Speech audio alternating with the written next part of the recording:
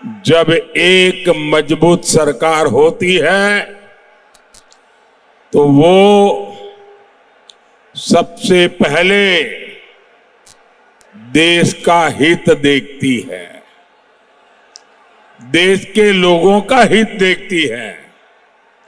लेकिन जब देश में कांग्रेस जैसी कमजोर सरकार होती है तो वो देश को भी कमजोर कर देती है।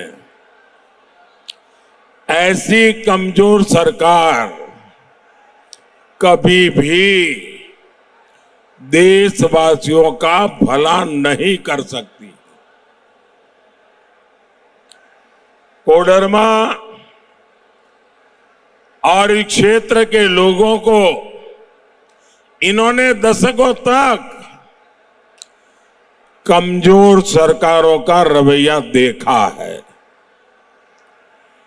कांग्रेस की कमजोर सरकारों ने देश को नक्सलवाद की आग में झोंक दिया और नक्सलवाद ने देश का बहुत नुकसान तो किया ही किया, लेकिन मेरे देश की अनेक माताओं को, उनके सपनों को कुचल डाला है।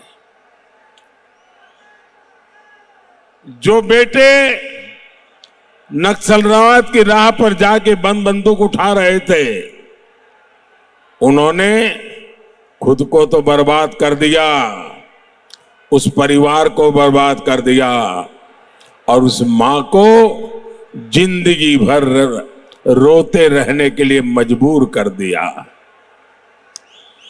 इस आग में वामपंथियों ने भी अपनी रोटियां सेकी। ये भाजपा की सरकार है जिसने देश में नक्सली हिंसा पर लगाम लगाई। मोदी को चुनौतियों को टालना नहीं, मोदी को टकराना आता है। और जब फौलादी हौसला हो, जब हौसला फौलादी हो, तो बड़े से बड़ी चुनौती भी चरण चूमने लग जाती है। आज पूरे देश में नक्सलवाद का दायरा बहुत सिकुड़ गया है, बहुत सिकुड़ गया है। और मैं कोडरमा की इस धरती से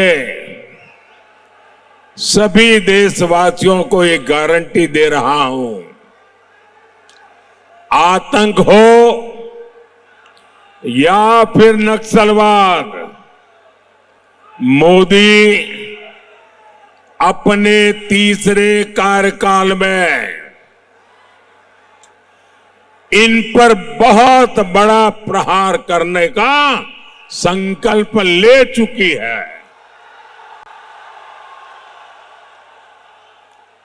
मोदी झारखंड को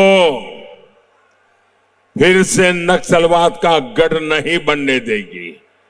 मैं अपने नौजवानों की जिंदगी तबाह नहीं होने दूंगा। मैं उन माताओं की कोख छीनने नहीं दूंगा। वो दिन दूर नहीं जब पूरी आदिवासी बेल्ट खून खराबे से मुक्त होगी, और ये मोदी की गारंटी है। आज आपने टीवी पर देखा होगा, कल रात को टीवी पर देखा होगा, इस पूरे चुनाव में अगर कोई पूछे मुझे कि मोदी जी सबसे संतोषजनक बात क्या लगी, तो मैं कहूंगा कल श्रीनगर में जो मतदान हुआ है, लोकतंत्र के प्रति जिस प्रकार से श्रद्धा व्यक्त की गई है, भारत के संविधान प्रति जो मोहर लगाई गई है, दशकों बाद श्रीनगर में चुनाव का उत्सव था। दशकों बाद श्रीनगर के चुनाव में इतना भारी मतदान हुआ और लोग उमंग और उत्साह से भरे हुए थे और लोग कह रहे थे कि 370 जाने के कारण ये संभव हुआ है।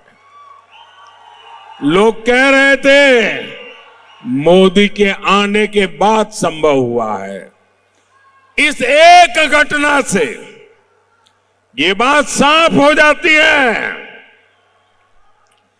कि मोदी के काम की दिशा सही है और मोदी के प्रयास सही परिणाम लाते हैं। ये श्रीनगर का कल का मतदान पूरे देश के लिए संतोष का, उमंग का, उत्साह का अवसर है। और इसलिए भाइयों बहनों, मेरे लिए और जो लोग धारा 370 को लेकर मोदी को दिन रात गालियां दे रहे थे, कान खोल के सुन लो।